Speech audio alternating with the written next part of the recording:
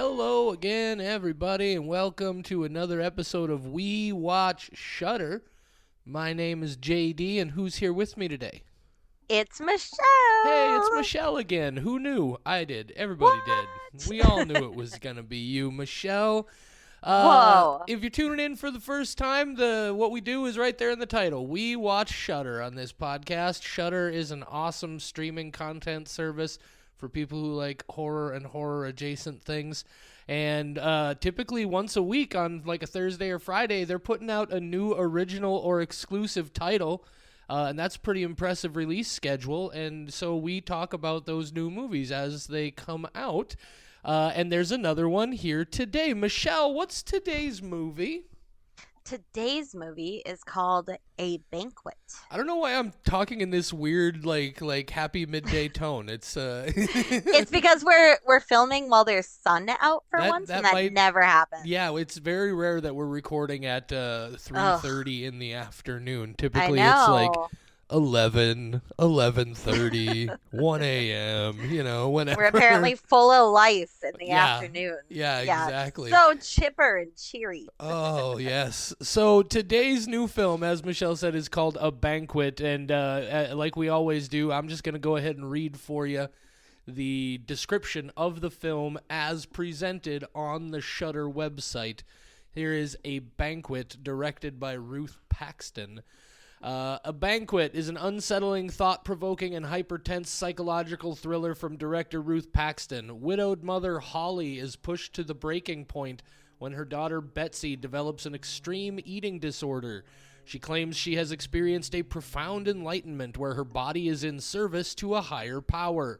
Possessed by Betsy's illness, her family are faced with an agonizing dilemma torn between love and fear, and Holly is forced to confront the boundaries of her own belief. A Shudder exclusive. Michelle, hit us with your spoiler-free thoughts on A Banquet. Well, early in the movie, there is a scene with peas, and that scene made me very hungry, and I don't think that was the filmmaker's intention. And I feel like that is kind of my experience with the whole thing. I was like, oh man, that looks delicious. Oh no, this is backfiring. It also made me hungry for more substance overall in the film. I do like the sound design. I felt very unnerved and uncomfortable. There are some like teeth scenes. It really is good at putting you on the edge of your seat and making you go like, ugh, ugh. I physically cringed a couple times, but overall, I felt like it was really lacking. I I enjoyed the new concepts, but there was not enough. And I was honestly kind of bored during it. Okay. So sadly, A Banquet left me hungry for more, and I will give it 2 out of 5. You've been waiting a while to use that line, haven't you? I actually, no, I didn't write that down. That was off the top of my head. I'm very proud of myself. Well done. Thank you. Yeah, I had a similar reaction to A Banquet. I think, to be totally honest, first I agree with you. There's some very effective filmmaking here. Really excellent execution of visuals and, like you said, the sound design. The way, like in one of those, in that scene with the peas, there's this very hyper forward sound of forks and silverware scraping on plates. That's real unnerving. But I'll go ahead and be completely honest with you. I'm not sure I even know what this movie was about. Like it seemed like it was kind of about eating disorders at one point, and then kind of about religion maybe, and then kind of about like maybe mental. I'm really not certain at all what they were what story they were trying to tell here. And I think that maybe ties in a certain way with your thought of there could have been more. There was a lot of stuff happening, but I never had any real full grasp or understanding of what was happening. Yep. and that it didn't quite work for me. I am also gonna go with a two skulls on A Banquet. Okay. Like I said, Ruth Paxton definitely demonstrates some incredible technique here. I'm very interested in what she might do next. Hmm. But yeah, the writing and the I don't know what the movie was about. Hmm. Yep. And in our spoiler section, I have some comments about that Sure. as well. All right, Yeah. so this is where we're gonna let you, if you want to, go see the movie before we really dig into it, talk about it in detail, and spoil a bunch of things. This is where you're gonna want to hit the pause button. Do that right now. All right, so now we're gonna go ahead and tear up a banquet. We're gonna dive into this. Also, I do want to be clear: a banquet, not to be confused with another film that I just saw recently called The Feast. That's a Hmm. completely different film, and so don't get those mixed up in your head. This is just A Banquet. That one is The Feast. Easy confusion. Keep it in your head. Now So I'm hungry. yeah. Oh So yeah, like I really I don't know, maybe let me ask you, do you feel like you at least have an understanding of what the heck was happening in this movie, or did you feel totally lost as well? so one of the redeeming parts of this movie is that it does keep you guessing. Is she doing this for attention? Is she doing this because she was in a psychiatric ward? Is she doing this because she really is overcome by this other being? It really does keep you guessing. And where it really, really fell flat for me is that the ending seems to solidify that it was real, and that the very last couple seconds seem to imply that yes, this is like a blessed being now, and that the whole thing. And I wish they hadn't done that. I would have liked a lot more ambiguity and a lot more guessing from the audience, and then never fully solidifying it, because I was okay being confused, but I feel like they actually took a stance, and I don't like that they did that. I Yeah, preferred being confused. there are so many different like disparate elements happening that I just Hmm. wasn't ever able to fully, like, it starts out with the dad, who's clearly very sick in some way, killing himself, Hmm. and the mother and the one daughter see it happen. And I'm like, okay, so there's a trauma event there that could be contributing some, and then it she gets like hypnotized by a red moon and wanders out into the woods and just comes back weird. And like at one point, I literally thought, because there's a couple of scenes where like she seems completely enraptured by exposure to the sun. I started to think, wait, is she turning into a plant? Is that why she doesn't have to eat anymore? Because like the Oh, plants I would have loved that. the plants in the house started to die. Like, I don't know if you noticed Mm, that there was that recurring shots of that mm. one plant where it was slowly, and then it's like all of a sudden it's like it's about eating disorders, but she's not losing any weight. 9 stones, by the way, 126 pounds. I did the math. I had to know. I was like, what? She weighs 9? That's terrible. That's I had the same problem where I was like the ninth to like the first, like the yeah. ninth, and I was like, "What is wrong with your scale? This is truly spooky." Right, yeah.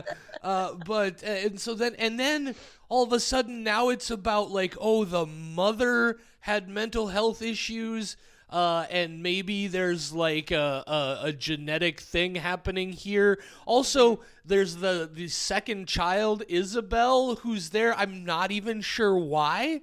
Like, I never fully registered like what function she served towards the bigger picture, Hmm. except to be like just completely more or less ignored by the mother in favor of the other child. It just Yeah. it tried to do so many different things. And I honestly, by the end of it, I wasn't fully convinced that what we were seeing was actually happening. Mm. So I didn't quite get that same impression you did about the movie kind of solidifying that it was real. I Hmm. know it definitely ends in a way that I can certainly understand why you interpreted it that way. But that whole section where, right at the end, where she's going through that, they have that conversation right after the mom sees the moon, and then they're like, I'm gonna say things that you don't want to listen to, and then there's this really intense scene where it's like, wait, okay, like, is the mom crazy and she's actually torturing this girl through her own delusion, or is it the girl's delusion? Is this real? It was very confusing to a level where I felt like there was no resolution at all, and I guess that's fine if that's what you were going for, but then what we've determined is what you were going for doesn't work for me. There was just so much different stuff happening. Yeah, and I guess I could see it also being like, oh, well, it's still open-ended, but I think that's how little faith I have in the story, that I feel like I'm like, oh no, they didn't leave ambiguous. This is what they just did to us. Like, I don't feel like they almost put like no thought into the ending, so I didn't think like they deliberately left it open ended. They were like, yeah, no, this happened, this is why she didn't lose weight, like, yep, nope, here's our wrap up, it's all done.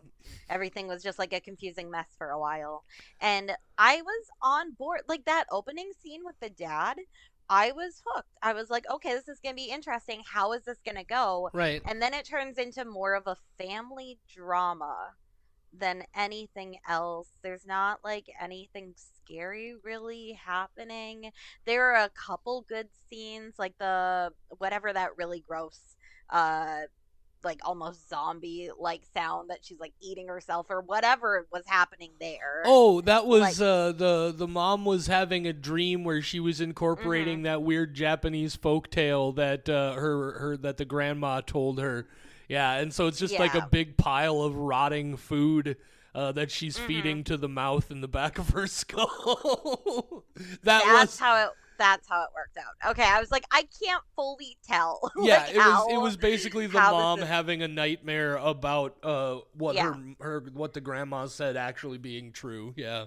And I wish that had been true Oh, and that right. the daughter was transforming into that. Like, there's so many directions that they could have gone. And like you said, I'm looking forward to seeing what else they create, because the sound design is very good. Yeah. They're very good at giving you the atmosphere that they want to give you, and it's very effective. It just as a whole did not work as a movie. Yeah, the story it sets up a lot of ideas and then it doesn't really pay off anything.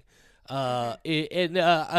I definitely got the impression from those closing scenes of the movie that there might be a little bit of influence happening here from a slightly older movie that I absolutely love called Saint Maud. I knew you were going to Yeah, mention Saint Maud. if you've ever seen that movie, or if you've never seen it, oh my God, it's not on Shudder unfortunately, but it is available and you should see it as soon as possible. It's so good.